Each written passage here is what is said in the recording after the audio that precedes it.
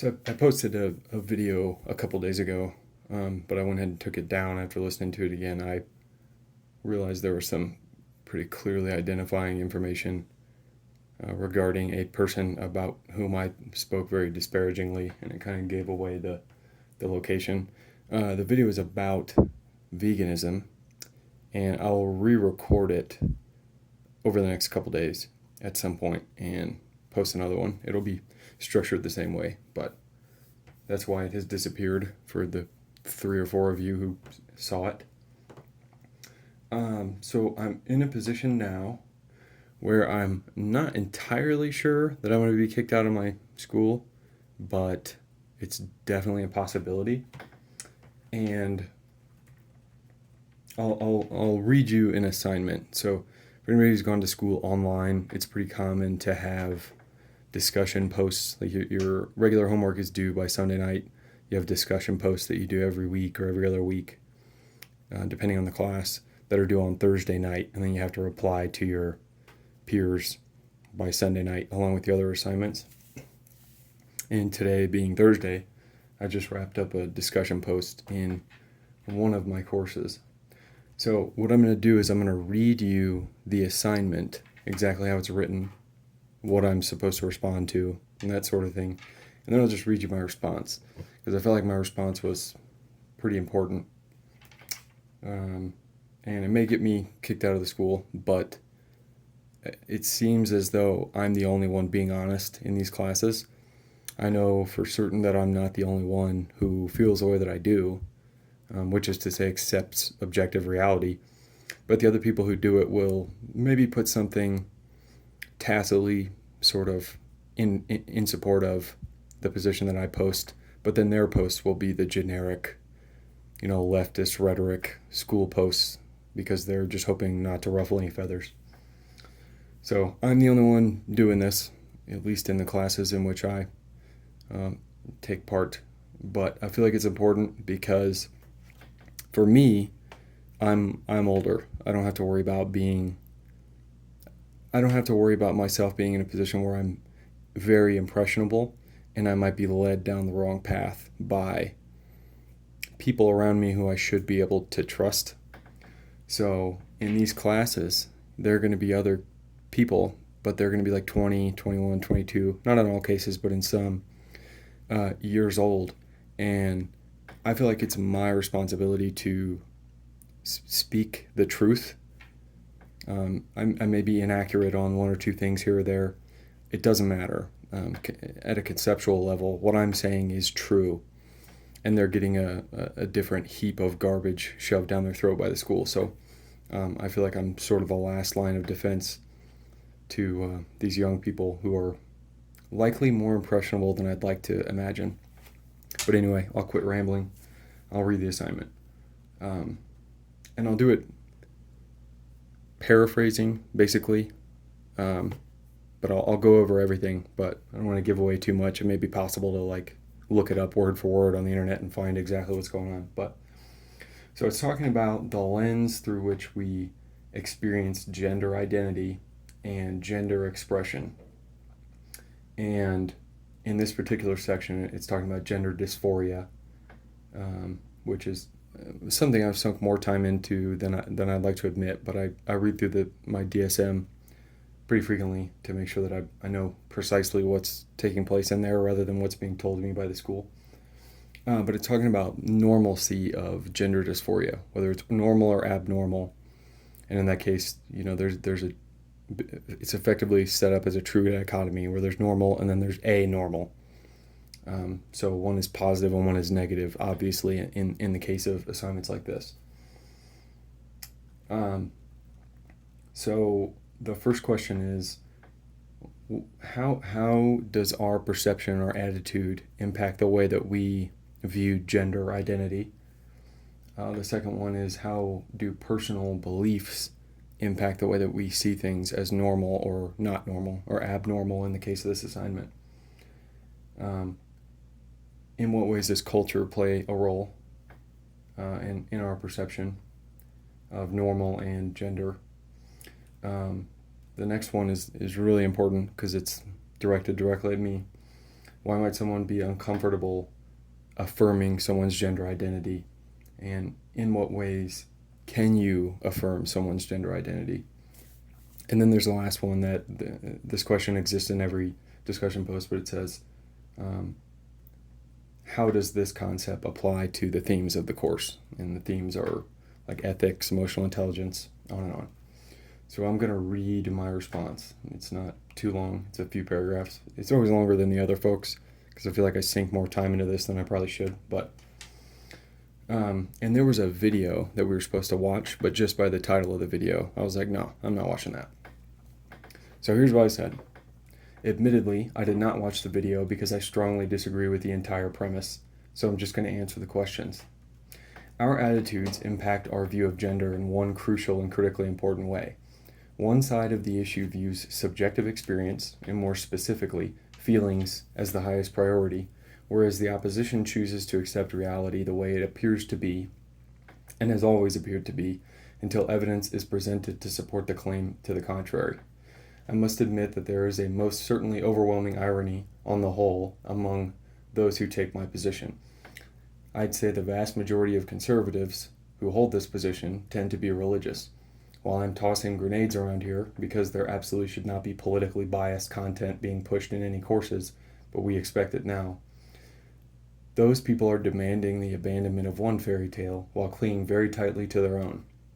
This is a problem, but it's not a problem for me specifically, as I don't accept either unsubstantiated claim. I abandoned my religion when I was very young. I thought deeply about the issue for about 5 minutes and realized I didn't believe. This helped mold my attitude toward important issues today. I am willing to examine any issue objectively, and more importantly, I am most able to examine issues on which I place most tremendous value, even more so. This means that my attitude is heavily influenced by my posture towards life generally. Regardless of how I feel or how much I want something to be true, I must not accept it without sufficient evidence to support the claim. It would seem a simple and reasonable inference to make that the more conservative you are, the less open you might be to adjusting the societal norms of normal and abnormal behavior. Gender dysphoria, for instance, seems to be fairly normal. It's been the experience of most people in the Western world that at some point, likely in our teens, we become uncomfortable, embarrassed with, or resentful toward our own bodies. Now, in our very recent modern definition, meaning wanting to be the opposite sex, I'd assume it's far less normal to actually want to be the opposite sex. That said, I'm not sure that generating a true dichotomy between normal and abnormal, or anormal, I suppose, is necessarily a constructive thing to do. Abnormal seems to carry some pejorative baggage, so I may be tempted to call it less normal, meaning it is something like less likely than half the population's natural experience, or something along those lines. Someone like me would be uncomfortable, quote-unquote, validating someone's gender expression because it hinges on a bunch of claims that I either don't accept or outright reject. First, I'm very uncomfortable, if I can even call it that, with the idea that other people are going to try to force me to say things. In that case, I will go out of my way to never say them, as I am bound by my oath to support and defend the Constitution from all enemies, foreign and domestic, including my own. I'm quite certain there is an amendment somewhere in there that protects my right to speak freely, as is the case for the person making the demand. You're free to demand it, and I'm free to reject the demand, and then we move on. Now, if it's a person politely asking me to call them a different given name or word, I would be happy to do it, so long as it's not untrue or destructive. If I had a friend who asked me to call them worthless, for instance, rather than by real name, I would not, because it's not true that they're worthless, and it does them nothing but harm to describe them incorrectly and to lie to them. The way in which to validate one's individual gender expression is to tell them the truth, just as if I have a friend who wakes up very disoriented and they're convinced they're in northern Alaska rather than here in my state. My response should not be to feed into their disorientation. This example may not be particularly consequential in the moment, but that's not my decision to make, as they're the ones who must deal with said disorientation. It is my duty as a friend of this person to tell them the truth, so that they may most constructively orient themselves toward their life. It would be lazy to not tell them the truth just because of the potential backlash. For example, we get in a fight because he or she doesn't believe me. It would also be cowardly, as I would be placing my own short-term surface well-being above their long-term and deeply important well-being, and I'm not such a person. If I'm required to lie to you or hide what I believe to be true to remain your friend, you're not a friend worth having, and I'm quite certain you see me the same way. This issue shares a strong connection with ethics, especially in the case of the argument in the preceding paragraph. Just as is the case with religion among my fellow coworkers, veterans, etc., with whom I interact daily, the idea that I need to respect your beliefs is bogus. I have respect for people who earn it and nothing else.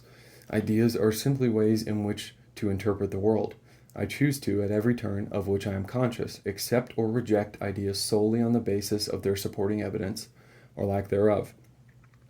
Just as there are folks out there who don't want to talk about religion with someone they know to be religious, there are also folks who refuse to be honest about the quote-unquote gender identity issue for fear of rocking the boat. In the analogous case of religion, our subject might be totally committed to the idea that they're going to burn eternally for their quote-unquote sins.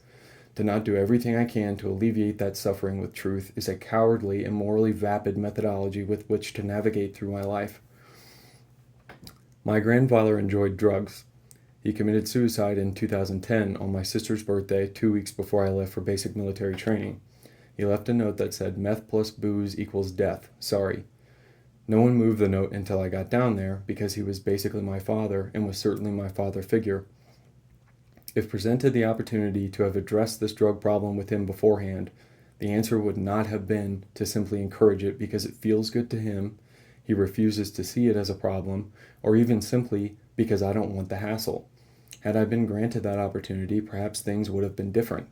I can't say, but what I can say is this. If someone about whom you care is indulging in destructive or self-destructive and damaging behavior, you must meet your moral obligation and duty to speak to them the truth, no matter the cost to you. The psychology community of all fields should understand that our job, if I don't get kicked out of school before I get there, is not to affirm people's ideas. It's to attempt to reach the root cause of problems which manifest themselves in the life of the subject in such a way that they're able to begin the journey of recognition and rebuilding. When I was in high school, I was doing this and that and the other thing, and I was on the fast track to prison. I had a choice to make. Either try to play college football or join the military. Luckily, something for which I cannot take credit, I was able to see that I would destroy my own life if I went to school. I'm hardly even prepared to do it now. I would keep getting in trouble, flunk out of my classes, and end up back at mommy's house at rock bottom. I chose the latter because I knew I needed to dig myself in a hole so deep that my only option would be to climb out. I dug myself initially a 6-year hole and got to climbing. The people around whom I spent my time in high school were very affirming. Not only were they affirming my bad behavior, but they were too participating. One is now in prison for life, and the others are back in the small town doing something at which they would have scoffed in high school because their criminal records get in the way, or there's some other barrier over which they could never climb. Affirming someone's ideas is not inherently the right thing to do. In fact, I'd say if you really care, most often it's to honestly point out why a bad idea is just that. Affirming someone in their destructive behavior is not for them, it's for you, and living your life for yourself is a great way to make sure you never end up where you want to be. I truly wish you all the best, and my intention is to speak only the truth, as I feel I owe that to everyone around me and to myself as well. So, that's the piece, and I think I covered everything there.